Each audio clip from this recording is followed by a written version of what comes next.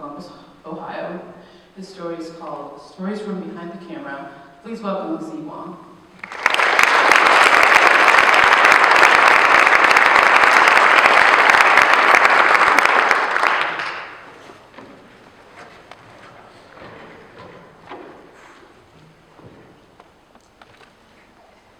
Hey everybody, my name is Ziyue, and this is actually my second time on this stage. 1 year ago,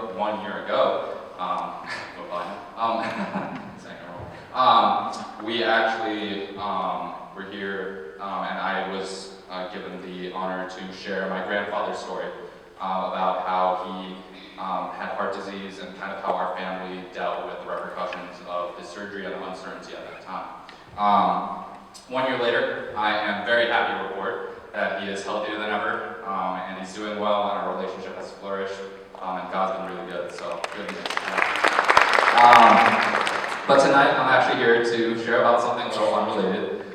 So for the last 2 years, I've been blessed by the Office of Diversity and Inclusion here with a platform to actually interview and share a lot of the stories of my peers, some of the people who have actually shared this stage today. And I've learned a lot from those stories, and it's been an absolute joy to get to see their portraits and share their portraits with the rest of the community. Perhaps you've seen their pictures around campus.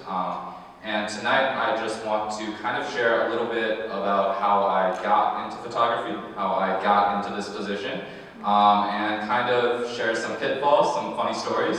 Hopefully also perhaps encourage some people in the audience to perhaps try some of those questions in their own lives.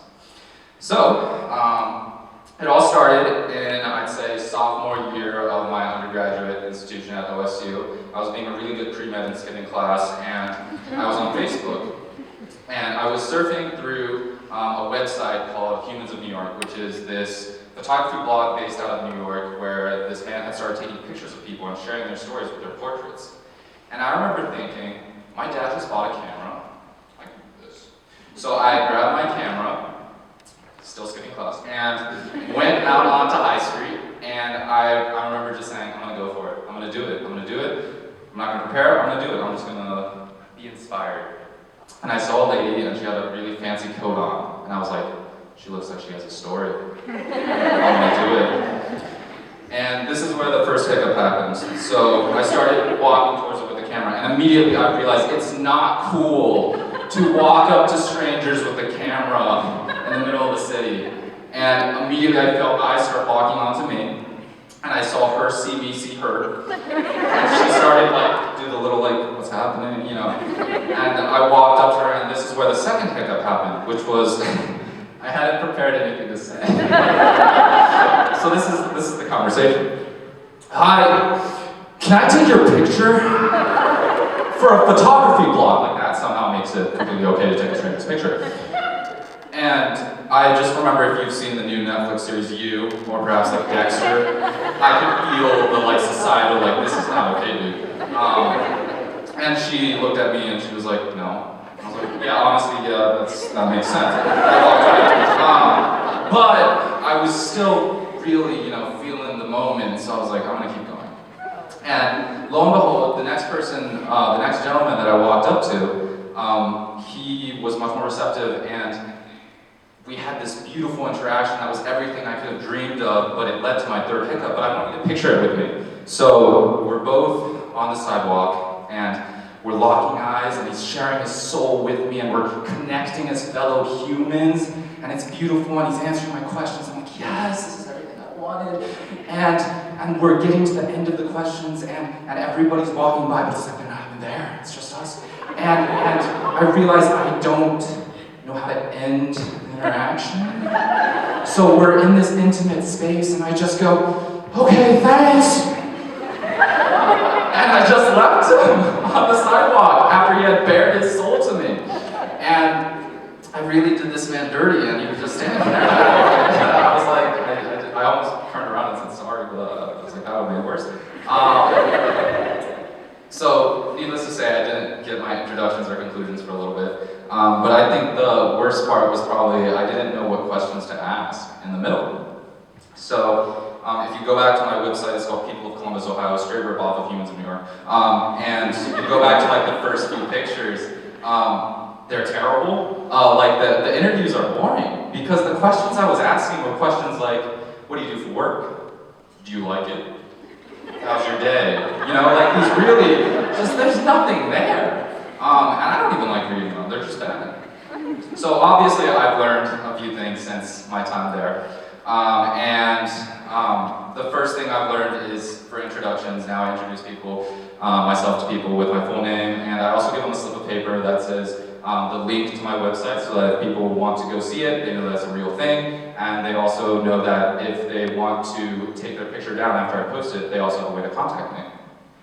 Secondly, for conclusions, I like to look people in the eye and actually thank them for their time and actually shake their hand if I can and try to express how much I appreciate that they've shared a part of their story with me. But I think the most important thing is that I've learned how to actually ask better questions. So I did some research after my first few snafus and I went online and I looked up the questions that the original photographer uses. And they're questions like, what is your happiest memory? What is your hardest memory? What is the most meaningful gift that somebody has ever given to you? Questions like, what is one thing you want to do before you die? And I was going through these questions and I realized I don't actually know the answers to these questions for some of the people in my life that I love, that I don't need to meet out on the street. And so this last year really was a chance for me to use some of those questions with my grandfather. I started asking some of those questions and I found out a lot. I found out that when he was my age, he also did shenanigans like lose bets and have to swim across rivers. He also liked to cook. He also liked to try to establish himself in his career and had some struggles with that. He gave me some much needed girlfriend advice. He talked to me about a lot of things. He showed me his picture from when he was my age, and I'm coming to terms with the fact that he's much more handsome than I'll ever be. It hurts, but the point being, we've always loved each other as family members, but now we actually know each other, and we like each other as humans. We actually know each other's story. So when I look back at my camera, that's actually back there filming right now, and I think about all that it's given me, I'm grateful because it's given me a platform to share other people's stories and to learn about other people's stories that I think will stick with me for a long time. It's given me a chance to learn about photography. It's given me a chance to learn about a lot of media.